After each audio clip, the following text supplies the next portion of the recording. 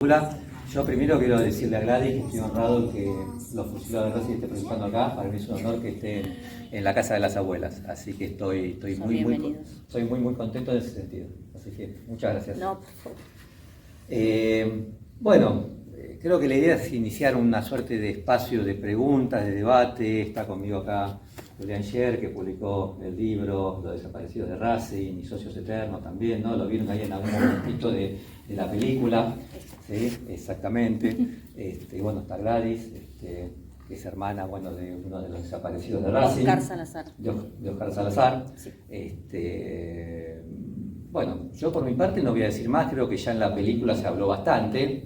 ¿Sí? Quiero también mencionar, acá está la familia Covacho, que fueron entrevistados en el documental, están citados acá después.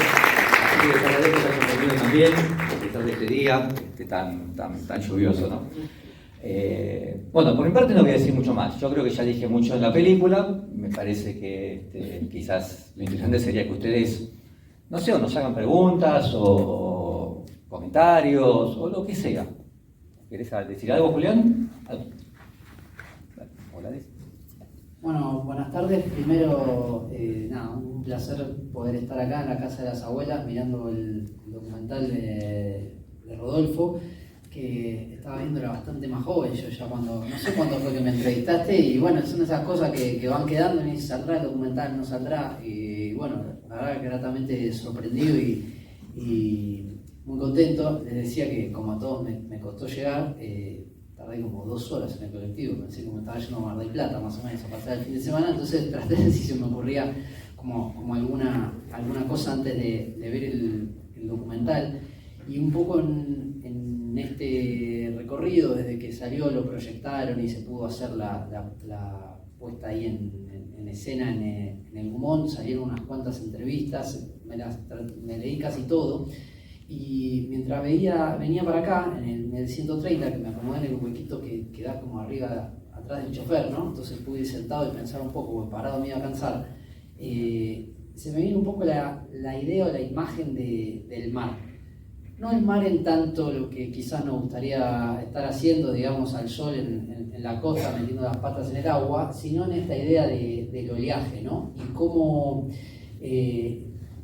cada pequeño granito de arena va aportando en esa misma dinámica que tienen las olas, ¿no? Que viene, que va, que viene y que va.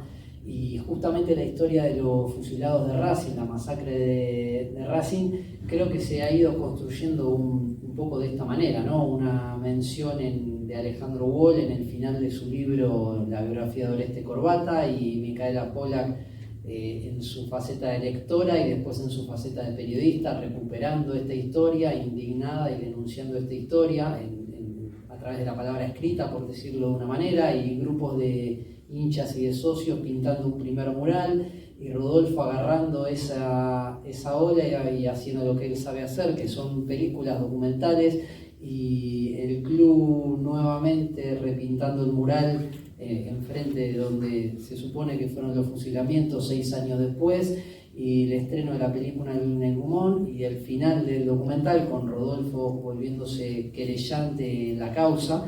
Y mientras pensaba todo eso en el infinito viaje en el 130, digo, ¿cuál será el próximo paso, no? O sea, ¿cuándo será la próxima vez que nos encontremos? ¿Cuáles serán las noticias? ¿Llegará un momento en el que podamos abrazarnos y llorar juntos, pues sabemos quiénes fueron los fusilados en contra una de las puertas de la cancha de Racing? Me parece que hay toda una tarea titánica e histórica de las abuelas, de las madres, de los organismos, y que en la sociedad civil, incluso en tiempos de lluvias literales y metafóricas, sigue habiendo una sociedad que encuentra maneras de seguir contribuyendo a esta tarea, y me parece que eso en el formato de las olas tiene mucho que ver con lo que pasó acá, y como creo que se tienen que ir construyendo estas cosas en un escenario de lo que no sabemos, de lo que puede llegar a suceder, y me parece que ahí hay parte de lo que nos puede y nos tiene que motivar a seguir buscando y a seguir luchando. Y la otra idea que la tenía porque me imaginaba algunas cosas del documental y las pude comprobar ahí viéndolas, tiene que ver con la idea de la audacia, ¿no? parece como que en tiempos donde incluso en muchos terrenos reina como cierto pesimismo, cierto esto es lo que hay, mucho más no se puede hacer, estamos todo el día cansados, agotados, sin laburo, la guita que no alcanza, etcétera, etcétera. Me parece que la audacia individual y la audacia colectiva es lo que permite decir, acá hay una pared, le voy a meter una patada y vamos a ir por más para allá. Hay que ponerse a hacer un documental sobre un funcionamiento, sobre cómo admitía el propio gente del EAF. Hay poquita información, digamos. Cuando Micaela empezó a contar esta historia, no había ni un solo de los testigos que después fue encontrando Rodolfo en su investigación.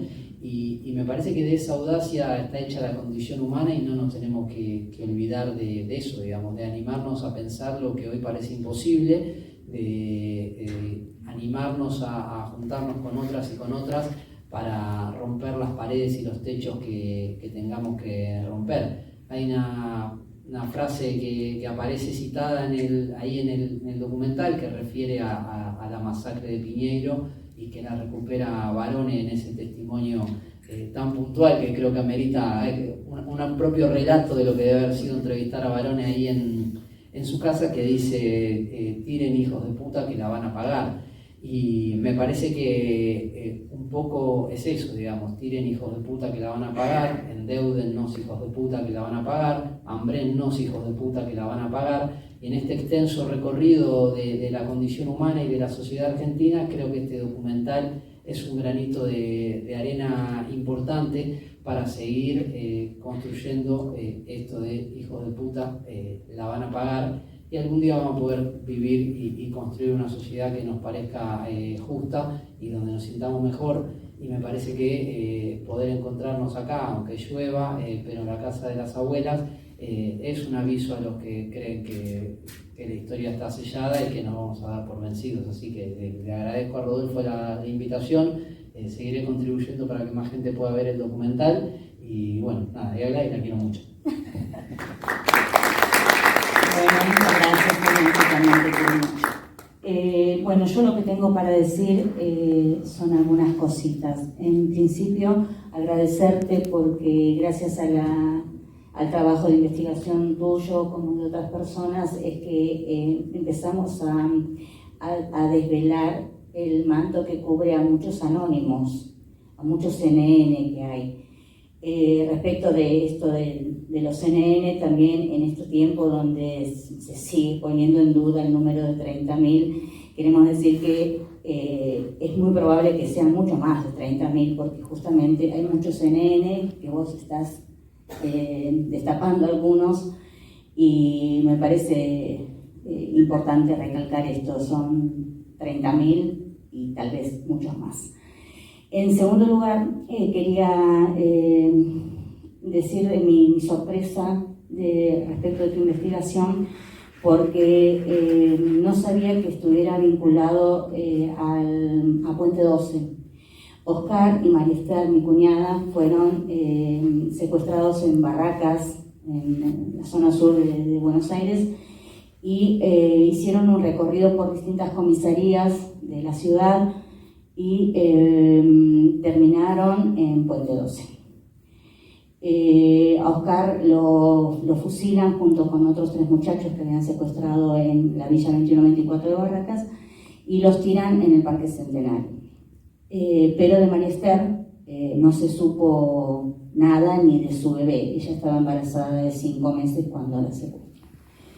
En Puente 12 nos enteramos, por eso siempre se descubre algo, esto que también decía Julián, siempre va a haber algo para sumar, para aportar en este camino, como bien decía Macu, donde no hay mucha información, pero contamos siempre con algún datito, alguna cosita que hace que vos puedas terminar de armar el rompecabezas. Eso sucedió hace unos años con el testimonio de una compañera sobreviviente de Puente 12, Margarita Sánchez Hernández, que en el tramo 3 del juicio que lleva adelante también patrocinando Pablo Yonto, ella cuenta que compartió cautiverio con María Esther. ese detalle que parece pequeño fue el que a nuestra familia nos encendió la esperanza. Porque a Oscar lo secuestran a todos el 29 de abril del 76. Oscar aparece fusilado entre el 6 y el 7 en Parque Centenario. El testimonio de esta compañera sobreviviente data del 18 de mayo del 76. Con lo cual nosotros pensamos que si a Oscar ya lo habían matado en la madrugada del 6-7 de mayo, no tenía mucho sentido que la conservaran con vida a María Esther casi 2 semanas más, de no haber sido porque querían apropiarse de su bebé. Pero ese es el único dato que tenemos. Entonces, gracias a esto, a los testimonios que se dan en los juicios, que son muy importantes y de los cuales nosotros nos agarramos, son tan importantes como la curiosidad de personas como vos, que tratan de rescatar las historias de estos, de los invisibles, de los que están, que no tienen nombre, son NN. Y bueno, es por eso que yo estoy muy agradecida y sorprendida también por este dato de Puente 12 que yo no sabía. No sabía que hacían ese trayecto, porque en mi cabeza yo no entendí nunca la lógica esa. Cuando yo supe que habían estado en Puente 12, digo, ¿cuál es el sentido? O sea, si bien uno no trata de encontrarle mucha lógica a los milicos, pero digo, a ver, los secuestraban en Barracas, la militancia de Oscar estaba en Barracas, había nacido en Capital, vivíamos todos en Capital, María Esther también. ¿Por qué fueron a hacer todo ese recorrido de comisarías y terminaron en Puente 12? Bueno, algún día se sabrá. Y bueno, nada, yo agradecerte por este rescate. Muchas gracias. Y a vos que también quiero.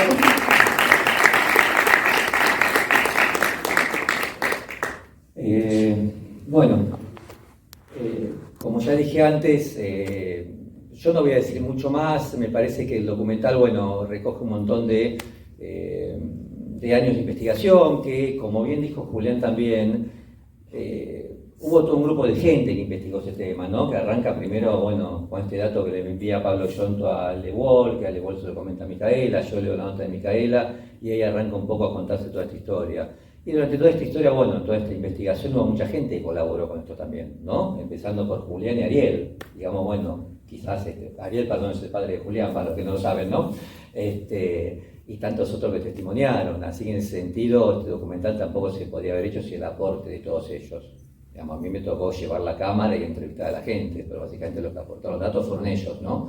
Y permitieron construir un poco esta suerte de discurso coral, por llamarlo de alguna manera, donde se van aportando datos sobre lo que pasó esa madrugada en la cancha de Racing, que todavía está lleno de lagunas, como habrán visto también, ¿no? Porque hay una serie de datos contradictorios, cosas que llenar, conjeturas, como la conjetura de que, después de hablar mucho tiempo con Pablo Yonto, y suponer o conjeturar que, bueno, justamente sería de Puente 2, en función de todo lo que sabía Pablo, todo lo que sabe el equipo de antropología forense y demás, ¿no?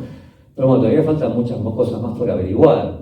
También un objetivo del documental tenía que ver con eso, seguir dándole visibilidad a esto para que gente que vea el documental, que no sabía que había pasado esto, quizás tenga algo para aportar, haya algún recuerdo por ahí, algún vecino más que quiera hablar, o quien sea, ¿no? Alguien que recuerda algo de esa noche, alguien que, no sé, que por algún motivo u otro pueda aportar algo más, ¿no? Para intentar esclarecer un poco más lo que pasó, ¿no? Esto que ven acá es el 25% de la investigación, esa es la verdad. Hay mucho más que no aparece por el intento de seguir pistas, referencias, que te manden a hablar con que te manden a hablar con el otro, que mucha gente te dé información, pero que, bueno, después con el criterio de selección que quedó esto compendiado, ¿no? Pero bueno, yo por mi parte nada más, en serio, me gustaría escucharlos a ustedes y que se pueda generar un poquito una conversación donde estemos todos involucrados y todo el público. Sí, no, quería decirte que me pareció una película muy bien lograda como película. Perdón, ¿se escucha atrás? Sí. Sí, vamos. Que nos mantiene interesados, en vivo, con un ritmo muy interesante. Y bueno, y una investigación extraordinaria, un trabajo de investigación extraordinario, paciente, laborioso, perseverante. Y también pensaba algo parecido a lo que decía Julián antes de que él lo expresara, esto de cómo las tareas que podemos encarar las personas comunes pueden tal vez generar logros extraordinarios y que en tiempos de desesperanza vale la pena tenerlo en cuenta, ¿no? Me parece que es extraordinario lo que hiciste y sos una persona como todos.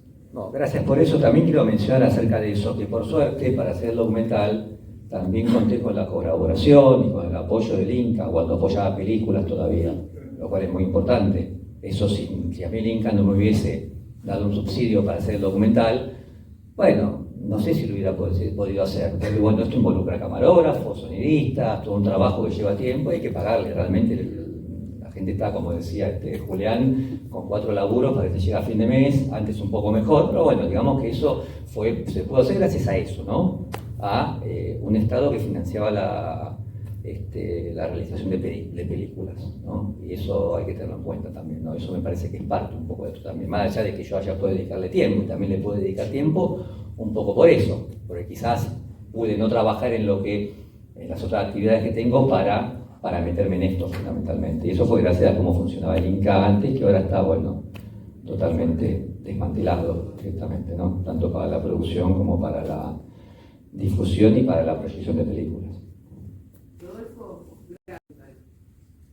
una preguntita, Rodolfo, ¿cómo hacemos cómo la vas a la gente común como nosotros, cómo puedo transmitirla, dónde la ven, ese tipo de cosas? Mira, está un poco en etapa de difusión el documental.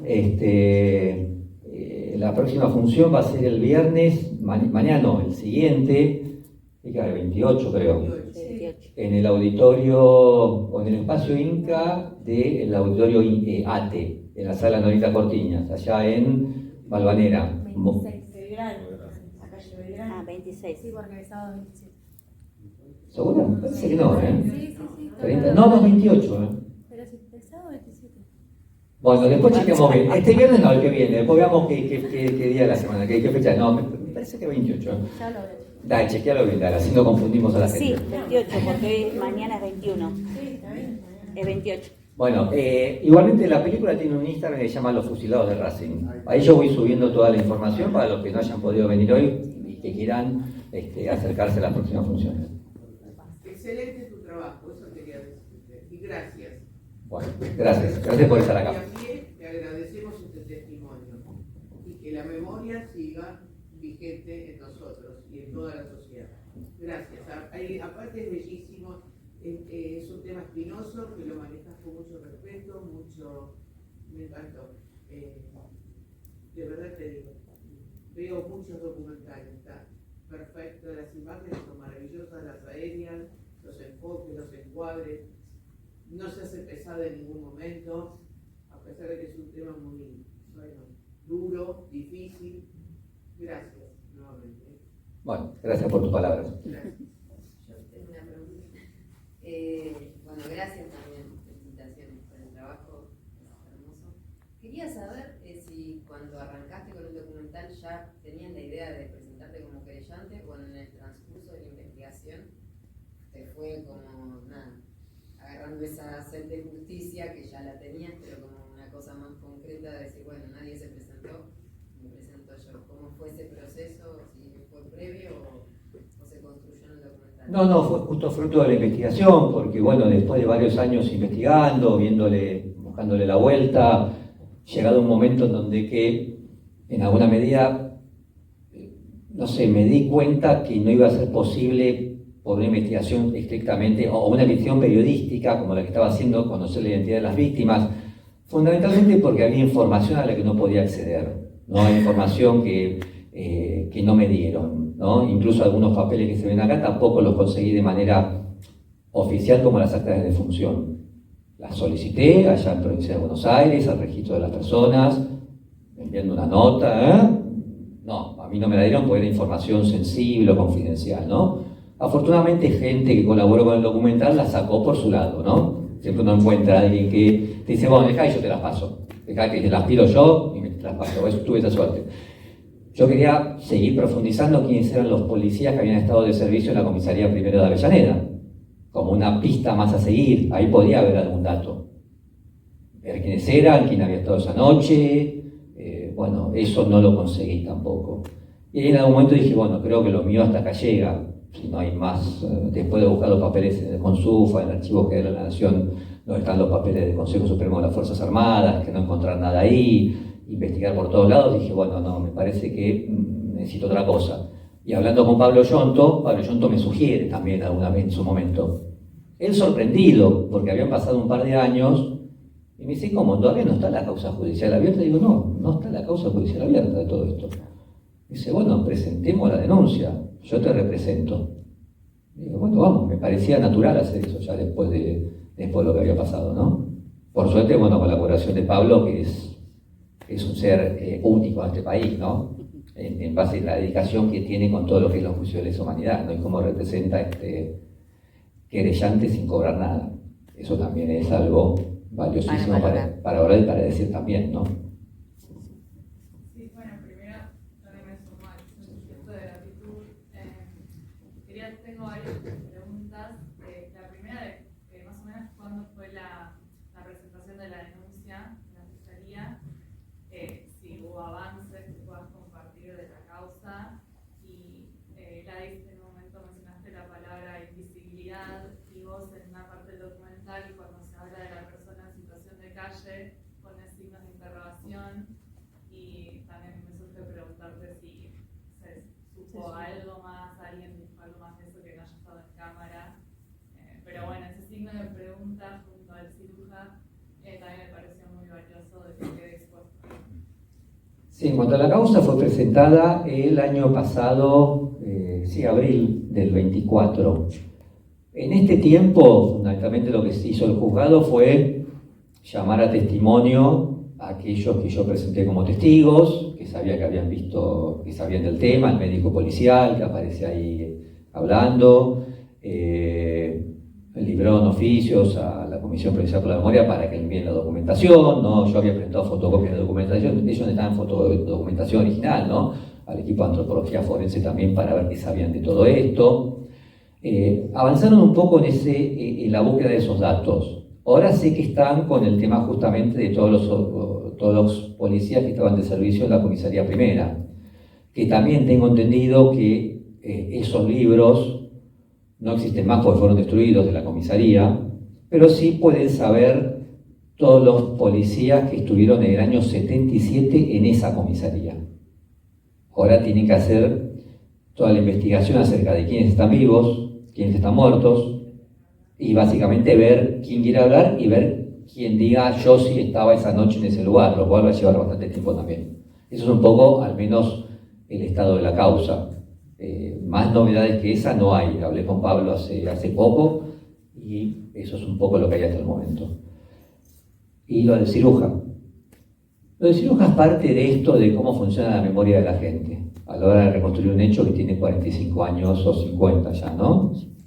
Bueno, para algunos, o como aparece, ese ciruja existía, dormía ahí, hasta me dijo que no se acordaba cómo le decían, pero era una persona que estaba constantemente en la cancha, y después está el otro que me dice, no, nunca lo vi. Pero bueno, ante eso uno no puede hacer mucho, a no ser que sea buscar más testimonios a ver quién te dice sí o no. Yo creo que también uno viendo algo como esto, de pronto hay personas que, bueno, ojalá que se animen a contar o a aportar. No, por supuesto, pasé mucho tiempo intentando conseguir a la familia. En esa época había una estación de tren, no existe más, que era la estación Burrich, se llamaba, ¿no? Julián, la que estaba frente a la cancha de Racing, antes de la calle Milito, ¿no? Ahí había una estación de tren de carga, que la famosa historia que alquilábamos la cancha para bolsas de papas, ¿te acordás? Tenía que ver con esa estación, porque ahí llegaban los trenes con bolsas de papas. Tenía que ver con esa estación que funcionaba antes, ¿no? Estoy hablando de hechos del 80, ¿no? Más o menos. Intenté mucho tiempo conseguir, y ahí había una familia que vivía, ¿no? Intenté mucho tiempo conseguir hablar con esa familia, me dieron referencias también, pero tampoco los pude ubicar. Bueno, quizás si se enteran de esto, quizás hablen, no lo sé. Me dijeron, no, se fueron a vivir a Chaco, no sé a dónde, y ahí se perdió. Pero esto quizás pueda ayudar a eso también, ¿no? A que esta gente aporte. primero te felicito por este documental y yo vi que tenías anotado el nombre del sereno del frigorífico, figuraba fallecido, esa parte de la investigación no figuró en el documental. ¿La familia de esa persona la pudiste contactar? Sí, logré encontrar a la hija, eso me llevó mucho tiempo, también parte de esto de la reconstrucción del testimonio oral, ¿no? Yo sabía que existía el sereno, pero los jugadores de Racing no sabían cómo se llamaba. Entonces estaba ahí, hasta que preguntando a la gente del barrio, uno me dice, no sé, qué sé yo, bueno, habla con Tito Tearotti, que vive, no sé, más cerca de la cancha Independiente vivía, que trabajaba en la fábrica. Lo voy a ver a Tito, y Tito es una persona de 90 años, muy grande, y después de hacer mucha memoria, como había sido delegado gremial, se acordó el nombre. Pedro Faragonde, me dice. Y bueno, pero me dice, no, está muerto ya.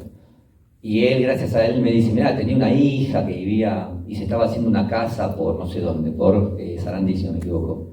Y como es un apellido no muy común, Faragone, bueno, lo empecé a buscar y apareció la hija.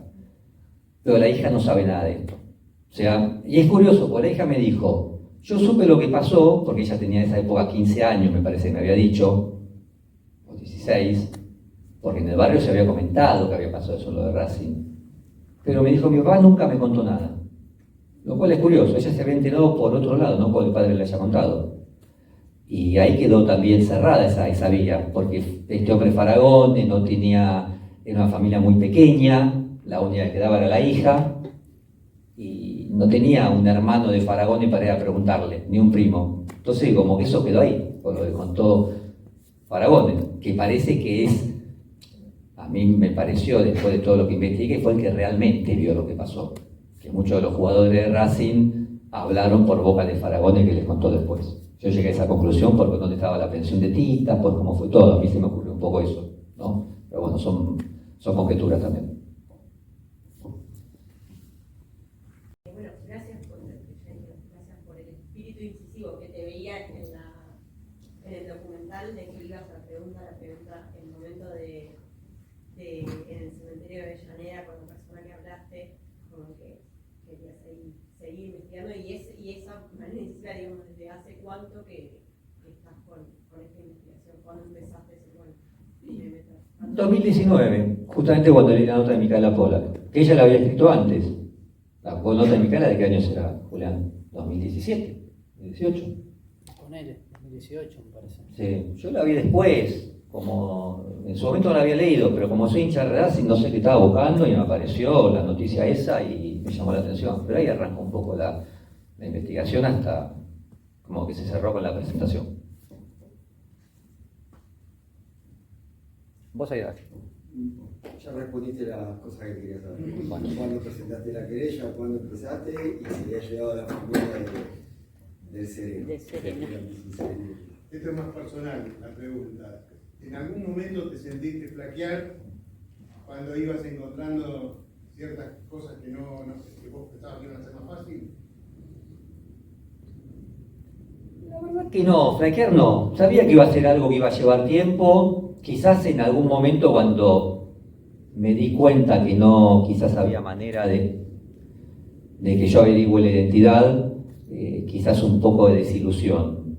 Eso sí, ¿no? En un momento dije, bueno, lamentablemente no, tiene razón la gente del equipo de antropología forense, que fueron muy claros a la hora de decirme, mirá, esto sí, con básicamente Maco, que trabaja acá al lado, acá atrás, ¿no? Está el equipo de antropología forense. Si Marco te dijo eso.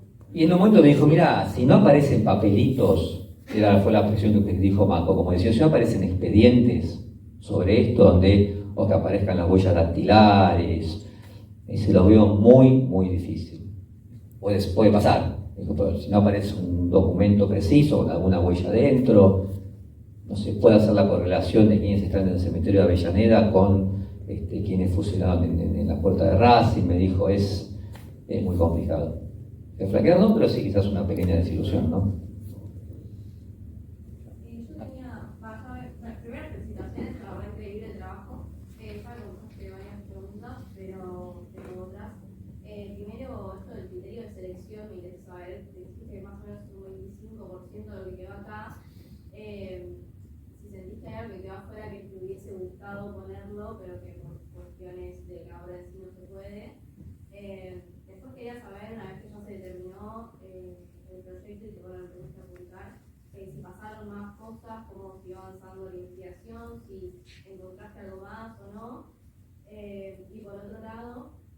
¿qué te pareció?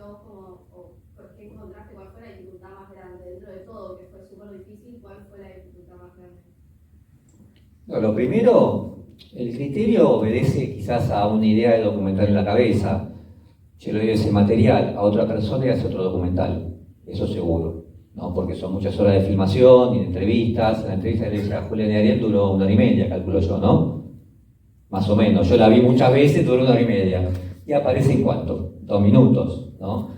Bueno, ahí, eso sí me da pena. ¿Por qué? Porque cada entrevistado, yo creo que dijo cosas interesantísimas en toda su entrevista, ¿no? La entrevista de ellos dos, quizás para ilustrar lo que pasaba en el mundo de Racing en esos años específicamente, ¿no? Con muchos más datos que me dieron que no están. La entrevista con Maco en el cementerio también duró mucho, la entrevista acá también. Digamos que hay un montón de cosas que uno dice esto. Una primera versión quería hacer un documental de 4 horas, era un poco mi idea, pero dije, no, me parece que esto no va a andar, si hago de 4 horas, mejor hago esto, ¿no? Pero es un poco, es una pena. Y después hay elementos de la investigación que no fueron filmados, pero que también, no sé, pistas que fueron, también que llegaron a ningún lado. No sé, el que llevó para que se hagan las actas de defunción en NN, el que llevó los papeles al registro civil para que los inscriban, era un nombre con una dirección, lo fui a buscar ese hombre. Llegó a la casa, no vivía más ahí, habló con un vecino, no, se murió. Era un policía que en una época había trabajado en la regional de Quilmes como policía.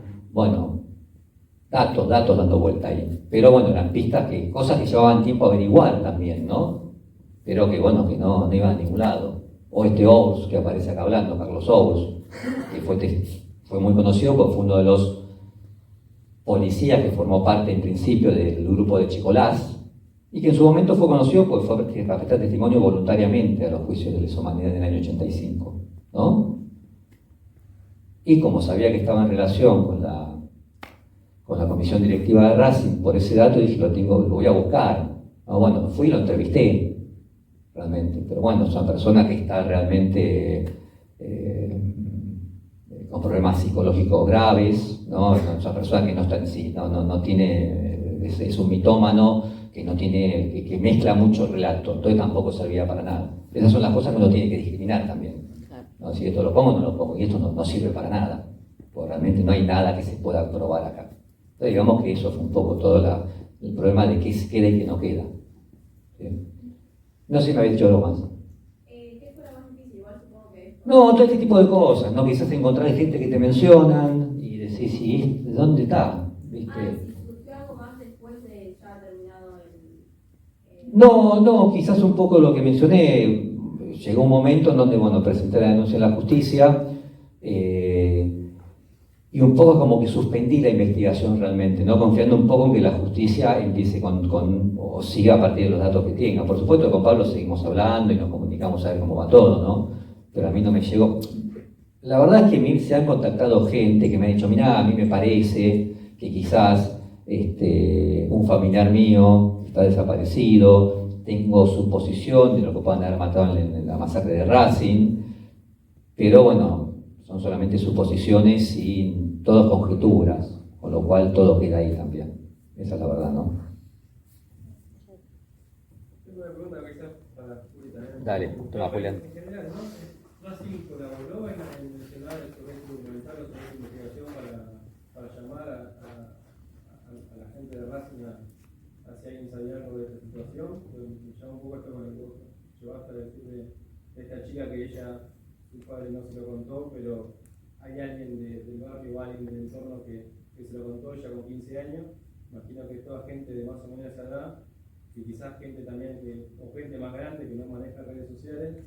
Y quizás si Racing en algún momento colaboró con esto, o a partir de ahora se me ocurre como idea, quizás, de la web del estadio, siempre en un partido mencionar si alguien sabe de las masacres de Racing, por favor, colabore con la situación. No sé si Juli tiene algún dato más de eso.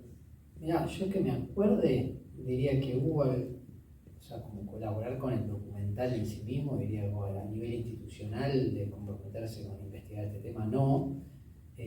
Si no me equivoco, hubo algunos posteos, contenidos comunicacionales que hizo el club en su plataforma sobre esto, y en en marzo del año pasado, el que se repintó el mural enfrente, a diferencia del primer mural que se había hecho, este sí fue en el marco de un área. Marzo de este año fue. Marzo de este año. De este año, sí. Exacto. Marzo de este año.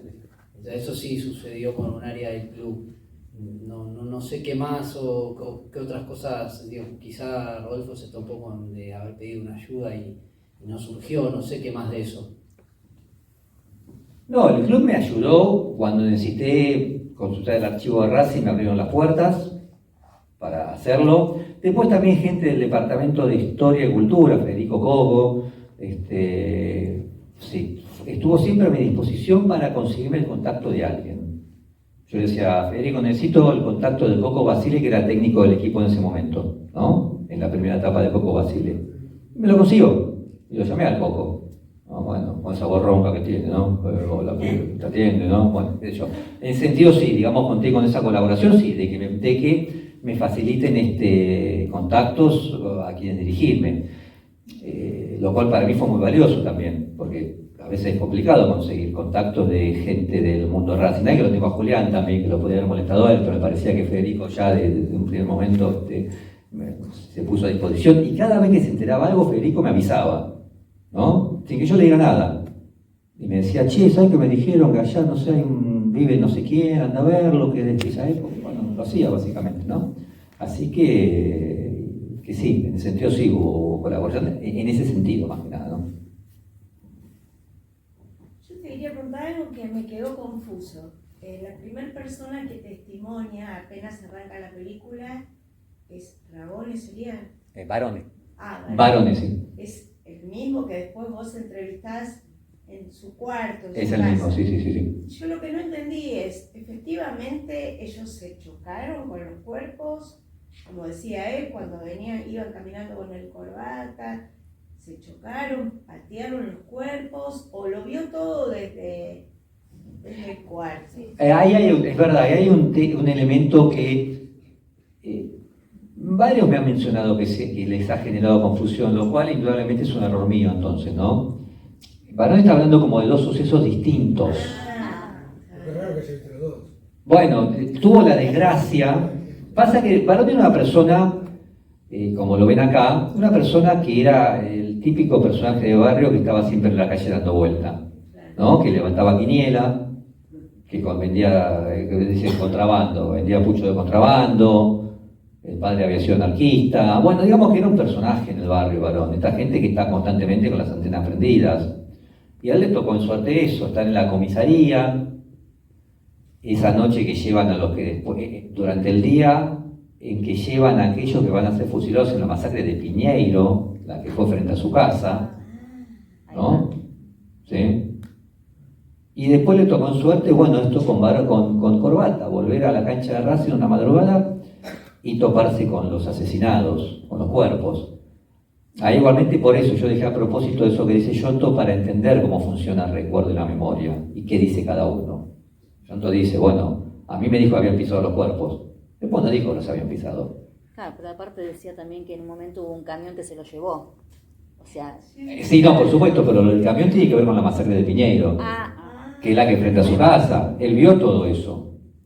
Eso está, ¿no? No, la animación es lo de la cancha de Racing. Pero ahí también aparece. Y lo que pasa, bueno, eso son cosas que están en el documental para que se entienda el modus operandi también. Barone habla de un camión que lo ve frente a su casa y lleva los cuerpos en la masacre que había sido un mes y pico antes. Ahora, y después apareció otro testigo, que a mí nadie me lo había dicho, este fue el testigo que me dijo, que él vio un camión llevándose los cuerpos a la cancha de Racing. Y uno puede conjeturar que era exactamente el mismo camión. Barone dice, como esos que llevan medias reses, sería un camión frigorífico. Ahora, también puede ser un camión de la morgue. Y quizás el mismo camión. Pero bueno, es parte de lo que está ahí dando vuelta. Del camión me habló solamente ese testigo. Otro testigo no me mencionó el camión. Pero no me lo menciona. Y digamos que es creíble que haya sido así. Uno supone que bueno, puede ser verosímil. Y después lo de Barone tiene que ver bueno, con cómo recuerda, pasó mucho tiempo también, ¿no? Y esto es como, no sé, la contradicción en los testigos, ¿no? En la película, no sé si alguien la vio, Rashomon, donde ante un crimen, una vieja película de Kurosawa, 1950 ganó el Oscar a Mejor Película Extranjera. Pasaron ya 75 años de esa película, ¿no? No sé quién la vio, que no. Pero es un crimen en donde cada uno de los testigos dice todas cosas distintas. Como cada uno recuerda lo que pasó. Entonces, en alguna medida tiene que ver con eso. Tengo una pregunta que ahora me surgió. Las partidas de función que pueden abrir otras puertas, ¿fueron escritas todas por el médico Pedro o puede ser que le haya dejado algo en blanco y que los policías lo hayan completado luego? Lo de las partidas de defunción, bueno, yo le pregunté específicamente a ese doctor Dacou por las partidas, ¿no? Él no completa la partida, él hizo el certificado de defunción. Ese certificado de defunción es el que es llevado al registro civil, ¿no? Y después el registro civil llena la partida de defunción en función del certificado de defunción. Quien llevó esas partidas o ese certificado es ese policía que yo mencioné que aparecía en las partidas, el que yo no encontré y que está muerto. No sabría qué decirte acerca de eso. No sé, quien completa la partida de defunción, tengo entendido que es el responsable del registro civil, que le llega el dato en función de lo que aparece en el certificado y pone los datos que consignaba el certificado. En esa partida pone que se tomaron huellas dactilares. Parte de la investigación fue por buscarlas. No aparecieron, que es este testimonio de Inchaurrey, que también había sido miembro del equipo de antropología forense, el que habla de las huellas dactilares, ¿no? Y menciona un poco cómo funcionaba todo eso. Así que bueno, volviendo al tema de las partidas, por lo que yo pude reconstruir, se confeccionaron en función de lo que decía el certificado, ¿no? En función de ese policía, que no me acuerdo el nombre, que la lleva, ¿no? Y pone su nombre, es como el que él, no sé por qué, en verdad, él es el que queda como el que lleva las partidas y denuncia que pasó eso. Incluso ponía su dirección, por eso pueden averiguar acerca de él. O aparece la dirección de la partida de función. Sí, dale. Yo quiero resaltar a estos hinchas de Racing que trabajan por la memoria y darles un gran aplauso por ser hinchas de Racing primero.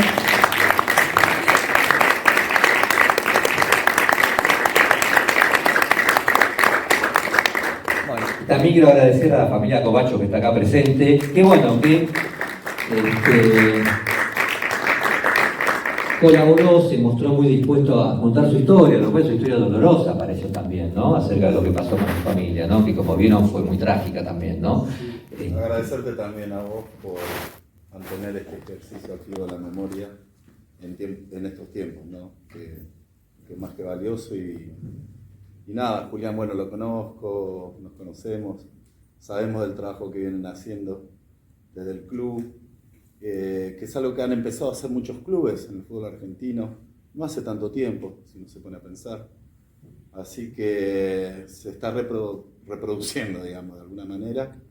Y bueno, agradecerles en la memoria de mi tío Chito Ramón Covacho, y de mi viejo Germán Manuel Covacho, fanáticos de Racing. Y bueno, que lo vieron campeón del mundo, ¿no? Gracias por eso.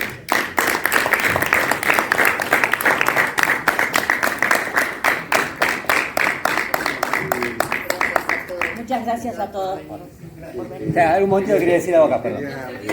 Un segundito. No, breve, está. Dale. No, queríamos felicitar, como bien decía Juan, agradecerte por todo el trabajo que has tenido, que lo has hecho desde una actitud militante, una actitud de querer colaborar y esclarecer hechos que han pasado, ¿no?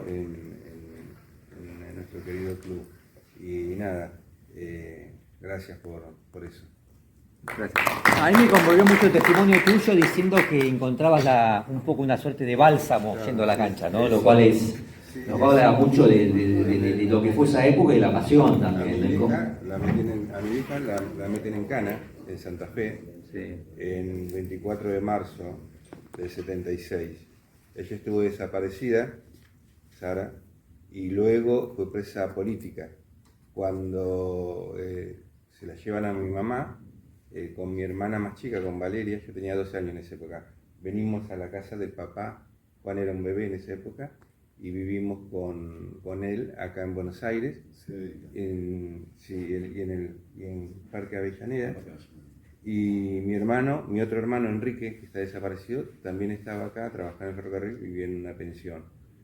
Con mi hermano, con Enrique, era que íbamos a la cancha, en ese marco, digamos, ¿no? Con compañeros que desaparecían, con mi vieja en Cana, y con mi hermano, con Enrique, y un amigo de Enrique, que es el flaco Macor, que también está desaparecido, que eran amigos de allá de Laguna Paiva, el pueblo de donde somos. Bueno, esa era una de nuestras salidas y bueno, no nuestra alegría, digamos, ¿no? Era ir a la cancha de Racing, ir a verlo a Racing. Así que para nosotros Racing es más que fútbol, es familia, es historia, es militancia. El Oscar también era hincha de Racing, el papá de Juan. En mi casa todos, obviamente, éramos de Racing, mi papá, mi mamá, mis hermanos. Tengo la suerte que me dio la vida de ir a la cancha con mi hijo, que es de Racing también, ¿viste? Así que... Fue por elección propia que se hizo la radio, te digo. Bien decía la bandera del día del homenaje de los Rossis Eternos, aquí fueron felices, verdaderamente. Ellos eran felices ahí. Totalmente, pasaron lindos momentos en familia, digamos, ¿no? Y esos son nuestros recuerdos. Bueno, gracias. No, y lo que sí me gustaría destacar también, bueno, que el que inició quizás toda esta recuperación de la memoria en Racing también fue Julián, justamente, ¿no? Haciendo toda la investigación. No digo que vos iniciaste un poco la recuperación de la memoria en el Racing con tus investigaciones, con tu búsqueda de los desaparecidos de Racing, que me parece que es fundamental para todo este proceso que estamos viviendo, muchos clubes incluso también, ¿no? Digamos, fuiste un precursor en esto. Así que, sí, creo que sí, me parece que digamos la cosa como son, ¿no? Así que, bueno, quizás todo esto que se puede hacer ahora tiene que ver con lo que iniciaste vos hace ya unos cuantos años. Así que, bueno, gracias. Quizás no existiría el documental tampoco si no se hubiese generado todo eso, o sea, la verdad, ¿no? Bueno, gracias. Reclamar que te